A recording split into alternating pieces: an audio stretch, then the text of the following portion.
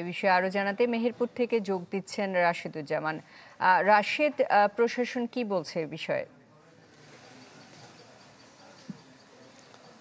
সুস্মিতা, আপনি যেমনটি বলছিলেন যে পুশিনের যে ঘটনাটি ঘটেছে সেটি কিন্তু এর আগে আমরা যে ঘটনাগুলো ঘটেছে মেহেরপুরে আরো কয়েকটি পুশিনের ঘটনা ঘটেছে, বাট সেগুলো হয়েছিল একেবারে রাতের আধারে। বিএসএফরা তারা তারকাটের এপারে পার করিয়ে দিয়েছেন, কিন্তু এবারে একটু ব্যতিক্রম ঘটনা ঘটলো।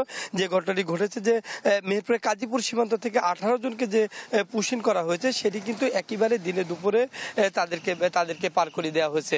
তো আমরা দুপুর থেকে এখানে এসে যেটুকু দেখেছি যে দুপুরে যখন বিএসএফ গেট খুলে তাদেরকে পার করে দেয়, ঠিক সেই সময়ে বিজিবির যারা সদস্য রয়েছেন তারা কিন্তু কঠোর অবস্থানে ছিলেন এবং এই 18 জনকে যে পার করছিলেন তা না, আরো কিন্তু বেশ কয়েকজনকে পার করানোর চেষ্টা তারা করেছিলেন, কিন্তু বিজিবির উপস্থিতিতে তারা সেটি করতে পারেনি। আমরা এলাকাবাসীর সাথে কথা বলেছি, তারা যেটি বলছেন যে এই এলাকায় বিশেষ করে যখনই বৃষ্টি হয় বা দিনে দুপুরে যখন বৃষ্টি হয় এবং যেহেতু এটি একেবারেই পাট ক্ষেত রয়েছে এই সীমান্ত বরাবর, তারা খুব সহজে দিনের বেলায় তাদেরকে কিন্তু পার করিয়ে দিতে পারে। তো সেই সুযোগটাই বিএসএফ নিচ্ছে এবং তারা দিনের দুপুরে কিন্তু তাদেরকে পার করিয়ে দিচ্ছে।